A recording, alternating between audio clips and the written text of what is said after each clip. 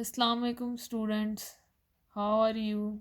I hope all of you will be fine and enjoying your holidays. In this video we will study past and definite tense. In previous lectures we have studied present and definite tense.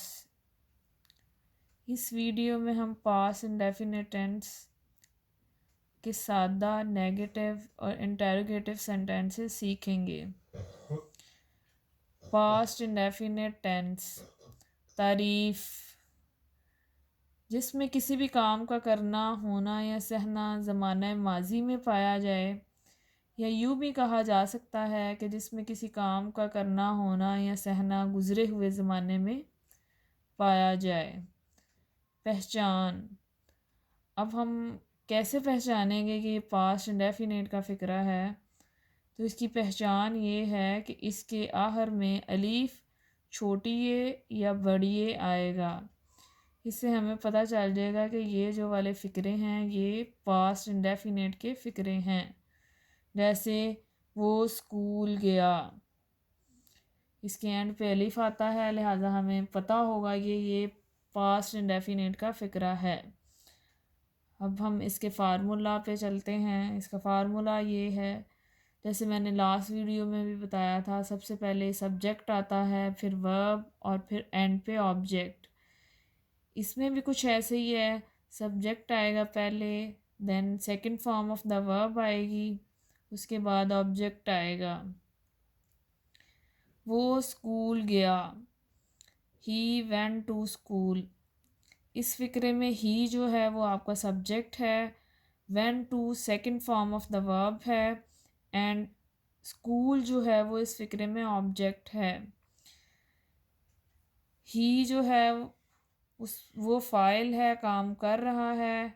Went to verb है, काम है। और school जो है वो मफ़ूल है जिस पर काम हो रहा है। अब हम इस टेंस के मज़ीद एक ही कंस्ट्रक्शन के फ़िक्रे बनाएंगे जिससे आपको इसकी मज़ीद समझ लग जाएगी। मैं स्कूल गया, आई वेंट टू स्कूल। हम स्कूल गए, वी वेंट टू स्कूल। ये फर्स्ट पर्सन के फ़िक्रे हम लोगों ने फर्स्ट पर्सन प्रोनाउन के फ़िक्रे बना लिए। अब हम सेकंड पर्सन पे चलते हैं। तुम स्कूल गए, ही वेंट टू स्कूल।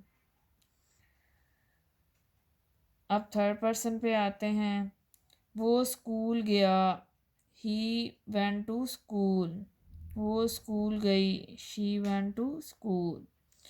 बारिश हुई, इट रेन्ड। वो स्कूल गए, दे वेंट टू स्कूल। अब हमने प्रोनाउन इसके साथ चेंज कर लिए, लेकिन फ़िक्रे की कंस्ट्रक्शन वही रही। तो आराम से हमें समझ आ गई कि जो है पहले सब्जेक्ट लग जाता है, second form of the verb लग जाती है, एंड देन ऑब्जेक्ट आ जाता है। आमना स्कूल गई, आमना सिंगुलर है, इसके साथ भी सेकंड फॉर्म आएगी, went to school. Amna went to school. And then Amna और सारा स्कूल गई, Amna and Sara went to school. ये कोई ख़ास फ़िक्रात जो है ना वो मुश्किल नहीं हैं, बिल्कुल सादा और आसान से फ़िक्रे हैं। आराम से आप इसको करने के काबिल हो जाते हैं। अब हम इसके नेगेटिव सेंटेंसेस जो हैं वो पढ़ते हैं। पास्ट इंडेफिनिट के मनफी फ़िक्रे बनाने के लिए जो हम हेल्पिंग वर्ब यूज़ करते हैं वो डिड नॉट होता है। डिड नॉट का इस्तेमाल किया जाता है, और जब हम डिड नॉट का इस्तेमाल करते हैं तो इसके साथ जो है first form of the verb इस्तेमाल होती है। डिड जो है वो बजाते खुद जो है वो एक सेकंड फॉर्म है, इसलिए इसके साथ जब हम फॉर्म यूज़ करेंगे तो वो फर्स्ट फॉर्म यूज़ होगी। इसका फार्मूला कुछ इस तरह से आएगा, subject plus did not plus first form of the verb plus object. अब हम इसके कुछ फ़िक्रे देखते हैं। मैं स्कूल नहीं गया, I did not go to school. Then we did not go to school, हम स्कूल नहीं गए। ये हमारे पास फर्स्ट प्रोनाउन के जो हैं वो सेंटेंसेस हो गए। अब हम सेकंड पर्सन के लेंगे। You did not go to school. Then third person, he did not go to school, she did not go to school, and then they did not go to school। इसी तरह हम जो है वो मज़ीद फ़िक्रे बनाते जाएंगे। बस ख्याल इस बात का रखना है कि आपने इसमें डिड नॉट के साथ first form of the verb इस्तेमाल करनी है। अगर आप इस बात का ख्याल रख लेते हैं तो आपके फ़िक्रे गलत नहीं होंगे। अब हम सवालिया फ़िक्रों पे आ जाते हैं। पास्ट इंडेफिनेट के सवालिया फ़िक्रे बनाने के लिए डिड इस्तेमाल होता है, और जब डिड इस्तेमाल हो जाता है तो हम first form of the verb इस्तेमाल करते हैं।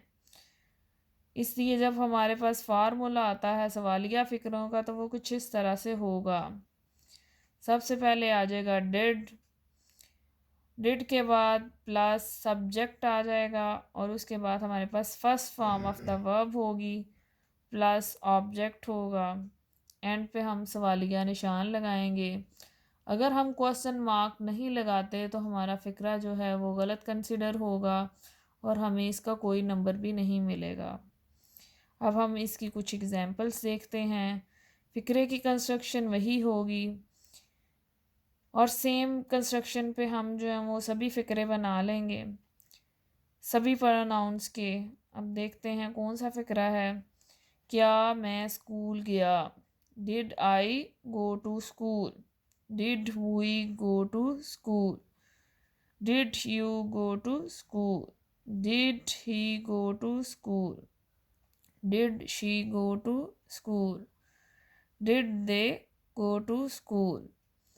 अब हमने सिर्फ इस बात का ख्याल रखा है, जब हमने डिड इस्तेमाल किया है तो हमने उसके साथ first form of the verb use की है। अब हम इस सेंटेंस की समरी जो पेश करते हैं जा रहे हैं वो ये है। जब सादा फ़िक्रे होते हैं तो हम उसमें subject plus second form of the verb इस्तेमाल करते हैं और साथ ऑब्जेक्ट इस्तेमाल करते हैं। फॉर एग्ज़ाम्पल, मैंने हाथ लिखा, आई रोट अ लेटर। लेकिन जब हम इसके नेगेटिव सेंटेंसेस बनाते हैं तो हम डिड नॉट का इस्तेमाल करते हैं और साथ इसके फर्स्ट फॉर्म इस्तेमाल होती है। जैसे मैंने हाथ नहीं लिखा, I did not write a letter.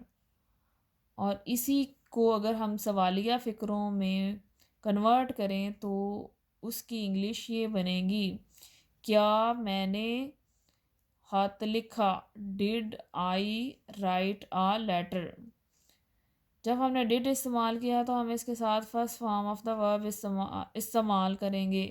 अगर हम डिड के साथ फर्स्ट फॉर्म इस्तेमाल नहीं करते तो हमारा फ़िक्रा ऑटोमेटिकली रॉन्ग हो जाएगा। इसलिए आपने सिर्फ इस टेंस में इस बात का ख्याल रखना है, सादा फ़िक्रों में अगर हम सेकंड फॉर्म इस्तेमाल करते हैं तो मनफी और सवालिया फ़िक्रों में डिड इस्तेमाल जब होता है तो उसके साथ फर्स्ट फॉर्म इस्तेमाल होती है।